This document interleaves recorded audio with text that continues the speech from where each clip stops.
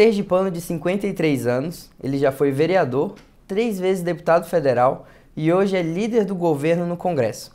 O convidado de hoje do Poder 360 em entrevista é o senador Eduardo Gomes, do MDB do Tocantins. Tudo bem, senador? Tudo bem, Matheus? Tudo bem? Um abraço a todos que acompanham o Poder 360, a entrevista, e parabéns pelo grande trabalho que vocês realizam.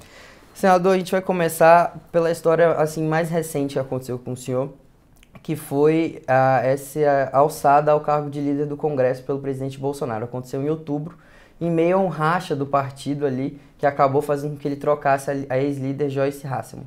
Eu queria que o senhor contasse pra gente como foi essa conversa de bastidores do presidente Bolsonaro com o senhor e como foi para o senhor aceitar esse desafio novo. Bom, primeiro, eu já tinha sido honrado com o convite do presidente Bolsonaro no começo do ano, em fevereiro, para ser vice-líder do governo no Senado, junto ao senador Fernando Bezerra. E vim acompanhando as votações com a própria líder Joyce como vice-líder.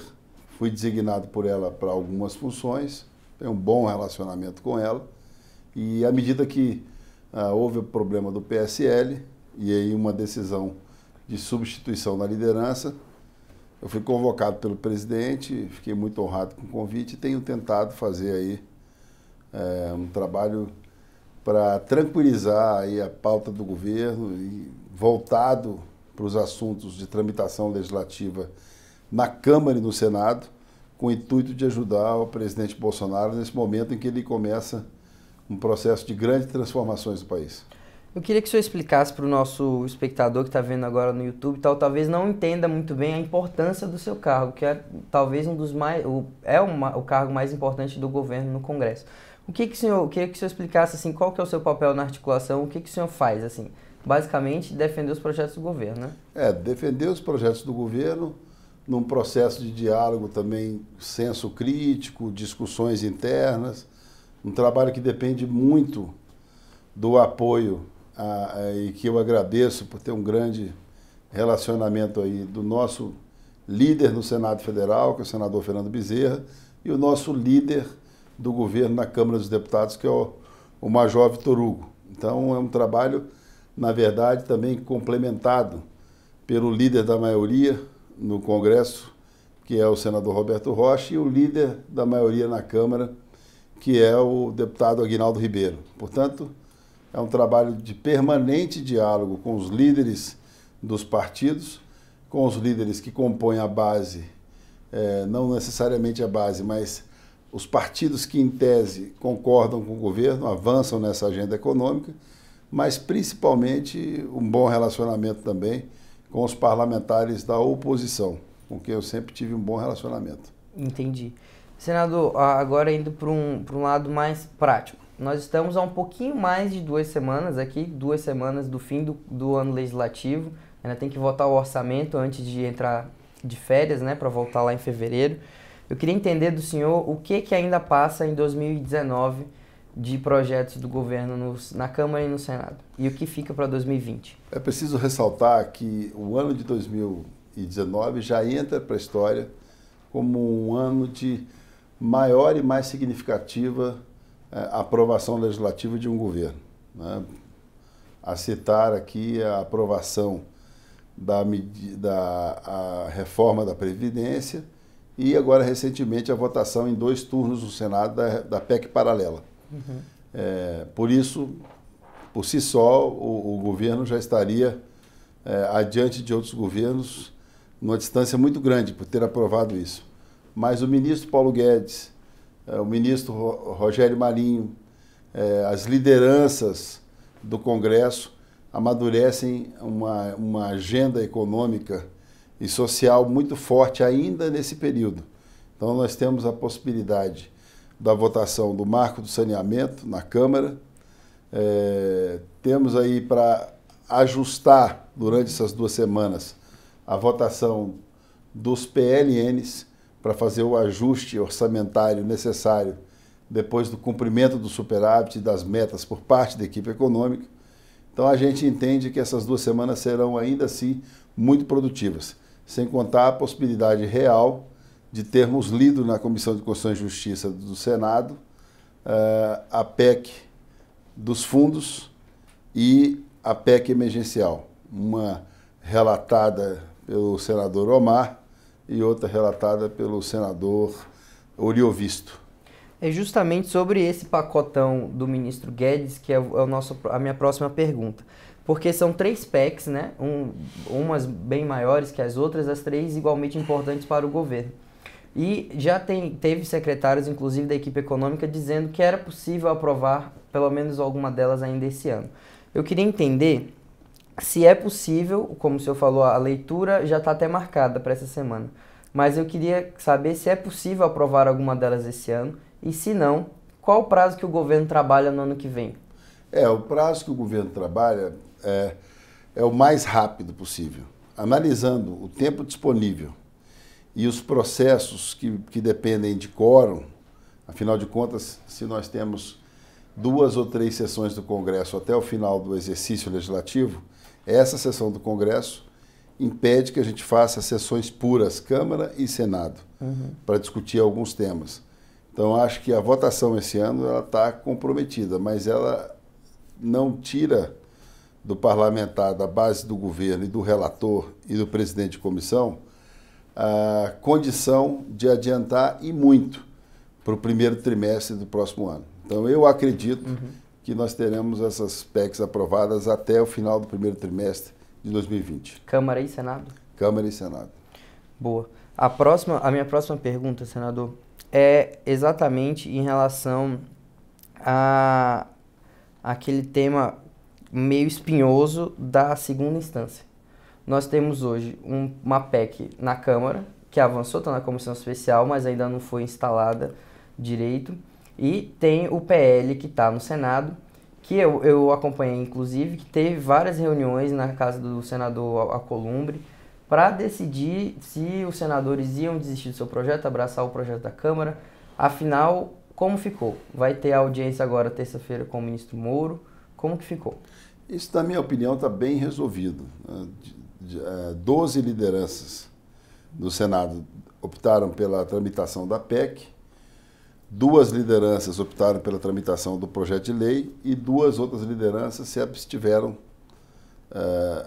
não fizeram a escolha, liberaram a bancada. Portanto, isso deixa claro uma posição majoritária de apostar na segurança da aprovação por emenda à Constituição.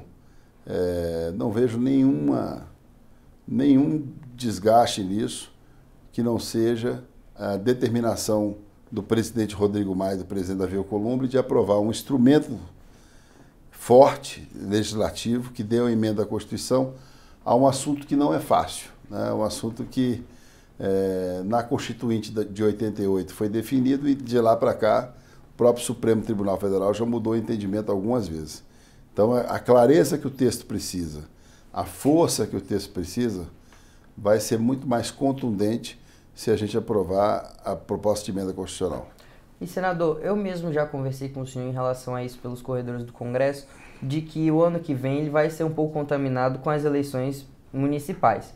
E ali o que alguns especialistas falam é que a partir ali do segundo trimestre, segundo semestre, já vai ficar mais complicado de avançar com projetos mais polêmicos. Então, a ideia é aprovar a segunda instância ainda no primeiro semestre? É um assunto muito forte, que está com apoio popular incontestável e sobre o qual o presidente Rodrigo Maia já definiu até calendário. Então, eu acredito que nós vamos aprovar a prisão em segunda instância antes do primeiro semestre. Entendi. Senador, outro tema que está quicando por aí, vamos dizer assim, é a tal da reforma administrativa, né? Que o ministro Guedes já sinalizou de que ia entregar ao Congresso algumas vezes ao longo desses últimos meses, mas parece que tem alguma coisa travando. O que é essa coisa e ela vai ficar mesmo para 2020? Bom, eu não tenho conhecimento do que pode vir a ser uma suspensão de tramitação dessa matéria, mas o que eu posso dizer é que o ministro Paulo Guedes é muito previdente, é um ministro que compareceu dezenas de vezes à Câmara dos Deputados e ao Senado, em momentos até de incompreensão, em momentos até de desequilíbrio por parte das comissões sobre a tratativa com ele, e ele coloca a reforma administrativa na pauta, mesmo com resistência de alguns setores, e esses setores, essas corporações, eles têm uma determinada força, só não é maior do que a força da opinião pública e da determinação de se fazer. Então, mesmo com a agenda comprometida pelas eleições do ano que vem, mesmo com esse intervalo que nós vamos ter do dia 17 de dezembro até o dia 2 de fevereiro, eu tenho certeza absoluta que o Estado brasileiro, o governo do país, o presidente Bolsonaro teve um grande ano de 2019 para o Brasil e para o Palácio Planalto. Entendi. Ainda tratando de temas espinhosos que o ministro Guedes coloca na pauta do Congresso, ele mandou no mês passado, se não me engano, o PL da privatização da Eletrobras, que o próprio presidente do Senado, Davi Alcolumbre, já havia dito que seria um dos que tem mais resistência ali na casa. Mas ele mandou mesmo assim. Eu queria entender como que está a articulação do governo em torno disso. Vai ficar para o ano que vem, imagino que sim, mas como que está isso? Que tempo vocês imaginam? Porque o governo já disse que quer fazer a venda da Eletrobras no segundo semestre de 2020. Eu acho que o presidente Davi, o presidente Rodrigo Maia, tem a exata noção de que todo o processo de entrega de matéria e debate é o começo, é o início de uma discussão. Uhum. Então, aquilo que parece ser um par ou ímpar, não é, entendeu? Então, acho que com relação à Eletrobras e as outras empresas estatais e a venda e a verdadeira implementação do programa de parceria público-privado e privatização desse governo deve ocorrer fruto de muito debate, muita discussão. Então, nem sempre um projeto, quando chega na Câmara e no Senado e é modificado, ele consolida uma divergência. Na maioria das vezes é exatamente o contrário. Quando ele é modificado por conta do próprio diálogo, ele representa a convergência daqueles que querem aprovar aquela determinada matéria. Então, o senhor acredita na aprovação com a digital, como é acostumado falar, do Congresso? Não resta dúvida. É o que esse governo tem provado que consegue fazer. Então, a gente está tendo um ano muito produtivo e eu acho que a gente vai só aprimorar essa relação. Exatamente nessa linha que o senhor está falando, o governo aprovou medidas muito importantes esse ano, assim, consideradas pela equipe econômica, mas tem esbarrado em alguns problemas de quórum, de votação. Faz umas 2 semanas que, como o senhor disse, os congressistas estão tentando limpar a pauta para poder votar o orçamento de 2020. Conseguiram votar a maior parte dos vetos, ainda faltam os destaques, e uns projetos de lei que abrem espaço no orçamento. O que tem havido aí? Qual foi o ruído nessa negociação? Eu acho que é a própria dinâmica do mandato, a forma como a gente desenvolve o mandato hoje. Eu tive a oportunidade de ser deputado federal por 3 mandatos. No momento em que eu me lembro muito bem do meu primeiro mandato, eu não sei se a gente se dedicava 20 minutos por dia à rede social e à internet. Hoje em dia, vários parlamentares têm uma rotina completamente diferenciada e alguns 100% comprometidos com a satisfação que é dada, né, nesse meio digital, de rede social e etc. Então, o comportamento do parlamentar mudou, o perfil do mandato mudou e isso tudo faz com que a gente tenha um aprendizado na hora de formar quórum, na hora de discutir os assuntos e ainda mais num governo em que o presidente conseguiu, outro feito histórico, montar um ministério sem a interferência política partidária direta, que é inédito também. Entendi. Muito se fala, senador, no plenário, principalmente da Câmara e do Senado, em relação à liberação de emendas, ainda por causa da época da reforma da Previdência. Isso tem emperrado? Isso é uma questão ou não? Não, a reclamação por liberação de emenda ela é natural, ela ocorre, o parlamentar tem que dar satisfação à sua base, o governo tem que fazer o dever de casa para conseguir o recurso e pagar. Então, eu acho que esse é um processo natural, num ano em que nós tivemos muita dúvida com relação à reação econômica no começo do governo. E agora o ministro Paulo Guedes consolidou uma agenda que deixa a gente muito tranquilo com relação à interpretação de aonde o governo pode chegar. E nós tivemos várias polêmicas envolvendo orçamento esse ano. Para dar exemplo apenas de uma, talvez a maior delas todas, o Ministério da Educação acaba de anunciar que vai liberar todo e qualquer contingenciamento. Portanto, muitas vezes a gente briga sem uma certeza de que aquela briga vai perdurar por muito tempo, porque no meio do caminho surge um acordo, surge um diálogo político. E eu tenho dito para todo mundo que política não é uma coisa fácil. Se fosse fácil, na Inglaterra estava tudo resolvido. Eles fazem há muito mais tempo que a gente. Entendi. Senador, uma dúvida que fica no ar aí é que ano que vem começa um novo esquema das emendas, que elas vão ser de execução obrigatória. E, querendo ou não, é uma arma do governo de negociação. Ano que vem não vai mais ter isso, já que elas são obrigatórias. Vai mudar muito a dinâmica de negociação do governo? Eu acho que tem mudado, porque o presidente Bolsonaro já colocou os 22 ministros com base em critérios de desempenho, de autonomia, respeitando todos os partidos, respeitando o Congresso, mas não entregando a eles a responsabilidade de nomear.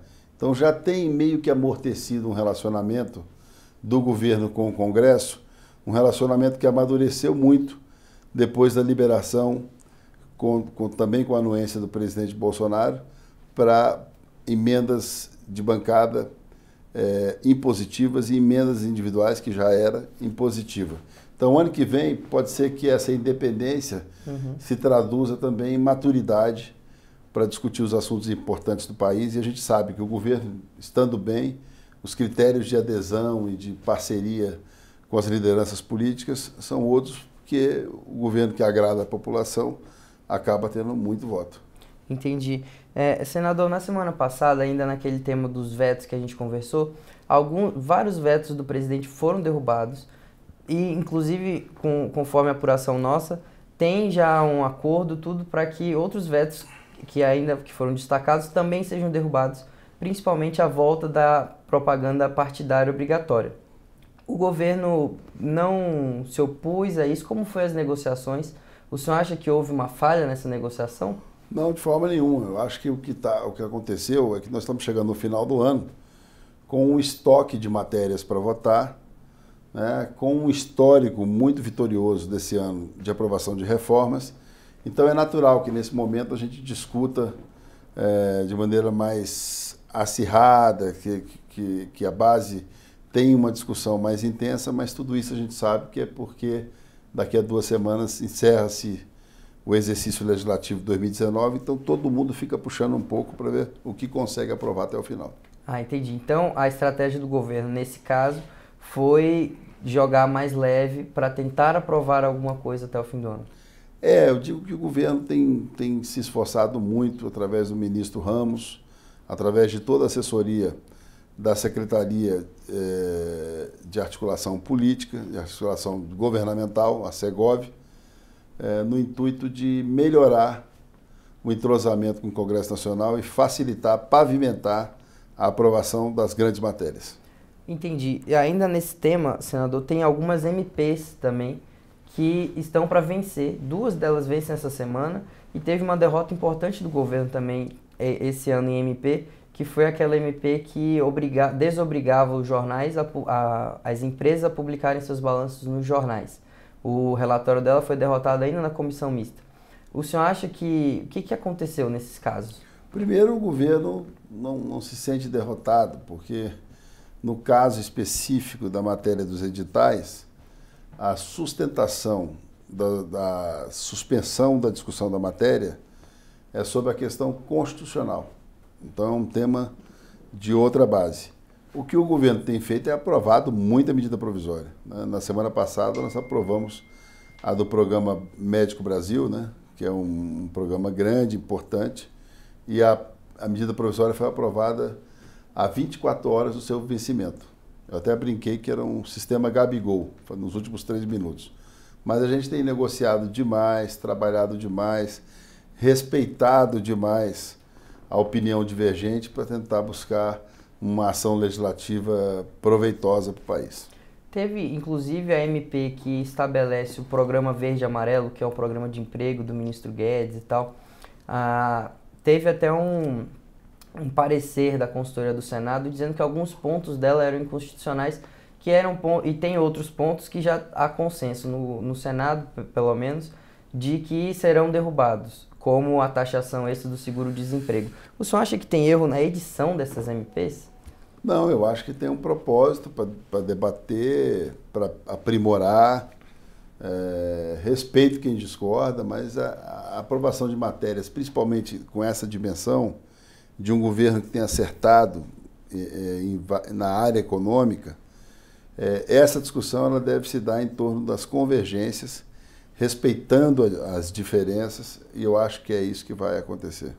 Senador, em 2019 foi o primeiro ano do governo Bolsonaro e ele foi muito criticado pela articulação ou falta de articulação com o Congresso. Mesmo assim, passou projetos importantes e o senhor assumiu a liderança agora no fim do ano. Então, eu queria que o senhor fizesse aí um balanço de 2019 e eu queria que o senhor apontasse como que vai ser a negociação agora, como que vai ser a liderança do governo agora sobre a batuta do líder Eduardo Gomes. Bom, primeiro, a gente pretende respeitar a posição dos líderes, respeitar a opção do presidente da República, sendo fiel à estratégia de governo, e respeitar significa também opinar quando necessário, né, traduzir a mais absoluta verdade do ambiente de plenário e cumprir a função com tranquilidade. Eu sempre digo que líder do governo no Congresso Nacional é que nem técnico de futebol. Tem que ter a confiança do presidente do clube, mas tem que ter a sintonia com a torcida. E nesse caso, a torcida é a população brasileira e o presidente do clube é o presidente Bolsonaro. Então, enquanto tiver nessa função, é com lealdade, com clareza, com transparência, com respeito à oposição, para que a gente tenha um trabalho legislativo produtivo. Se o senhor pudesse eleger quais vão ser os projetos prioritários do governo para 2020, quais seriam? Acredito que a conclusão do Pacto Federativo e uma reforma que alavanca tantas outras, que é a reforma tributária. Sobre ela, temos 2 projetos hoje, parece que chegaram a um acordo de fazer uma comissão mista. Mas o governo, afinal, vai mandar o seu projeto? Vai adaptar os 2? Como que vai ser resolvido? O governo tem certeza que vai ler o contexto que une as prerrogativas dos 3 processos, um do Poder Executivo, da Câmara e do Senado, e vai tirar a melhor redação e a melhor lei para a população. Tenho certeza absoluta disso, com responsabilidade fiscal e com grandeza. É isso que a gente espera. O presidente Alcolumbre falou em primeiro trimestre ali de 2020, ou algo perto disso. Tem uma data para a reforma tributária? No caso da reforma tributária, quanto mais cedo, mais rápido ela entra em vigor. Então eu vejo que é uma reforma para passar nesse primeiro trimestre, sim. Senador, agora a gente vai para aquela parte já do finalzinho do bate-volta. Eu vou falar alguns temas e o senhor diz se é a favor ou é contra. Pode justificar se o senhor quiser. Pois não. A primeira é a flexibilização do aborto. Eu acredito que o Supremo Tribunal Federal tem trabalhado bastante com essa matéria. Eu prefiro ficar com esse entendimento, por ser o Supremo Tribunal Federal um ambiente mais lógico para as várias tendências, né? É um assunto que envolve concepção religiosa, do que as pessoas acreditam, mas também envolve situações diferenciadas, como foi votado recentemente no relatório do ministro Carlos Aires Brito, com relação a bebê anacéfalo, né? Então, assim, é uma dinâmica, esse assunto tem que ser discutido sempre e discutido de maneira muito responsável. A segunda é liberação do uso do consumo recreativo de drogas mais leves. Eu, pessoalmente, sou contra a liberação do consumo recreativo. Não vejo nisso um problema de fornecimento, de estrutura de segurança pública, de uma série de coisas, de saúde pública, embora eu tenha acompanhado os avanços da utilização de determinadas substâncias com relação à área médica, né? Principalmente numa área muito delicada. Então, também é um assunto que tem que ser acompanhado bem de perto. Autonomia política operacional do Banco Central. Me parece que o Banco Central aguarda uma lei para uma autonomia que já existe na prática. Então, eu sou favorável porque eu entendo que isso dá uma dinâmica que atende ao desejo do próprio governo. Liberação do porte de armas. Eu votei a favor da liberação do porte de armas na área rural, porque entendo que é uma característica de segurança pessoal que tem que ser acompanhado com uma série de detalhes com relação aos órgãos de segurança pública, mas eu não entendo que esse ambiente esteja já pronto também na área urbana. Então, foi assim que eu exerci o meu voto no primeiro semestre. Perfeito. Escola sem partido? Escola sem partido, eu acho que é natural. Eu acho que as pessoas desenvolvem as suas características políticas nos ambientes políticos pertinentes à democracia. Então, realmente, eu acho que a escola tem que investir em qualidade, tem que investir nas condições de trabalho dos professores, na infraestrutura, e eu tenho certeza que qualquer brasileiro que tiver vontade de fazer política, num país que tem 30 partidos, não vai faltar partido para ele participar de eleição, deixa a escola para quem quer estudar. E o sistema de capitalização na Previdência? É uma matéria que precisa ser revista no futuro, mas que pela própria acessibilidade do ministro Paulo Guedes, entendendo a defesa da tese, o Brasil não está preparado para desenvolver esse sistema nesse momento. Por isso que a reforma da Previdência foi aprovada com 800 bilhões de economia, a PEC paralela tramita, dando sobrevivência a essa política de saneamento orçamentário e público, mas ainda estudando, quem sabe, a evolução do sistema de capitalização. A redução da maioridade penal? Eu sou contrário se não tiver uma capacidade de execução, de acompanhamento, de estrutura jurídica, de Ministério Público. Então, eu acho que determinados tabus no país, eles só serão quebrados quando a gente formar um ambiente inteiro e não um assunto isolado. E a última, que é a imunidade tributária para as igrejas. Eu acredito que as igrejas cumprem um papel social e a coisa mais difícil que existe para quem exerce qualquer atividade é mudança de regra do jogo no começo, no meio do jogo. Então, uma coisa é você estudar um sistema tributário que passe a vigorar a partir das novas denominações, das novas congregações, dos novos espaços, e outra coisa é você pegar uma instituição que funciona há muito tempo num sistema e de repente mudar. Então, toda mudança fora de uma regra combinada, fora de um ambiente estruturado em cima de compromisso, deve ser pensado com muito cuidado. Senador, eu queria agradecer a sua presença aqui no Poder 360 Entrevista e se o senhor quiser dar o seu tchau. Eu que agradeço, quero mandar meus cumprimentos e o reconhecimento a toda a equipe editorial, aos grandes jornalistas que pensaram, né, esse espaço, porque no momento que a gente discute espaço democrático na mídia, o Poder 360 se consolidou como um veículo de credibilidade. Então, meus parabéns a todos vocês. A equipe toda agradece. Eu queria lembrar vocês que estão assistindo a gente de assinar o canal, ativar as notificações e aguardar a próxima entrevista do Poder 360. Até mais.